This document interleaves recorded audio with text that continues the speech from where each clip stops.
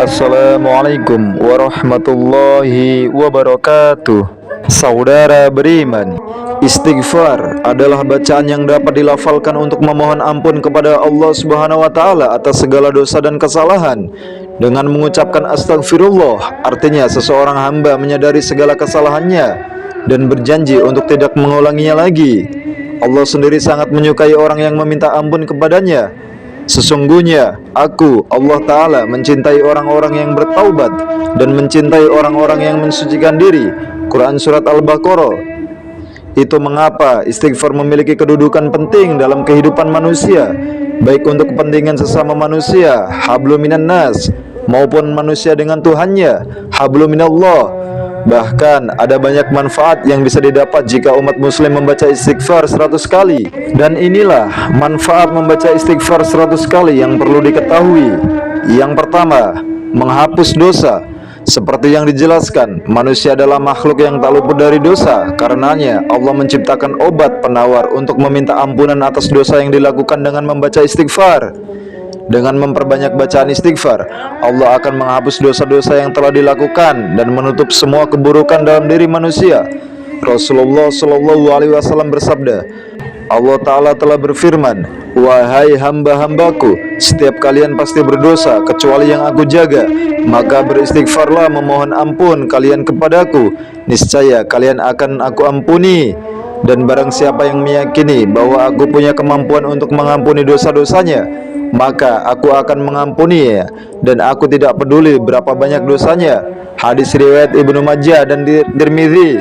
Yang kedua, melapangkan jalan ke surga. Orang yang beristighfar karena melakukan perbuatan dosa akan mendapatkan balasan berupa surga.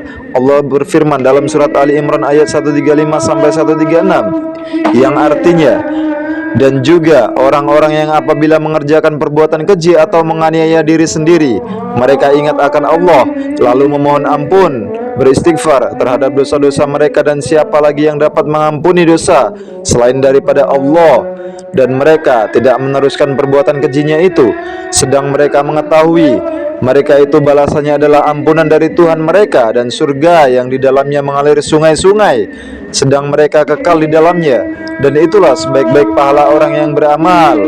Yang ketiga, menjauhkan dari neraka. Memperbanyak membaca istighfar dapat menjauhkan umat Islam dari api neraka. Bahkan Allah berjanji akan memasukkannya ke surga bagi hambanya yang senantiasa beristighfar secara rutin. Uzaifah berkata, saya adalah orang yang tajam lidah terhadap keluargaku. Wahai Rasulullah, aku takut kalau lidahku ini menyebabkan aku masuk neraka. Rasulullah Shallallahu Alaihi Wasallam bersabda, di mana posisimu terhadap istighfar? Sesungguhnya aku senantiasa beristighfar kepada Allah sebanyak 100 kali dalam sehari semalam. Hadis riwayat Nasai, Ibnu Majah dan Al-Hakim. Yang keempat, menenangkan hati yang sedih. Membaca istighfar akan membuat hati seseorang menjadi lebih tenang. Segala kesedihan karena dosa-dosa yang diperbuat akan dihilangkan oleh Allah. Dalam surat Hud ayat 3, Allah berfirman, dan hendaklah kamu meminta ampun kepada Tuhanmu dan bertobat kepadanya. Jika kamu mengerjakan yang demikian, niscaya Dia akan memberikan kenikmatan yang baik terus-menerus kepadamu sampai kepada waktu yang telah ditentukan, dan Dia akan memberikan kepada tiap-tiap orang yang mempunyai keutamaan balasan keutamaannya. Jika kamu berpaling, maka sesungguhnya aku takut kamu akan ditimpa siksa hari kiamat. Yang kelima, melancarkan rezeki. Membaca istighfar 100 kali dapat melancarkan rezeki. Hal ini dijelaskan dalam salah satu hadis dari Abdullah bin Abbas radhiyallahu an.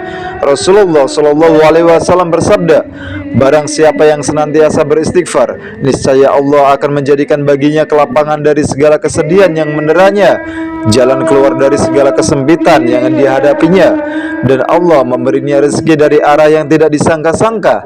Hadis riwayat Abu Daud, Ibnu Majah, Al-Baihaqi dan At-Tabrani. Sahabat beriman, semoga informasi ini bermanfaat dan mendatangkan pahala bagi kita semua. Wabillahi taufik wal hidayah. Wassalamualaikum warahmatullahi wabarakatuh.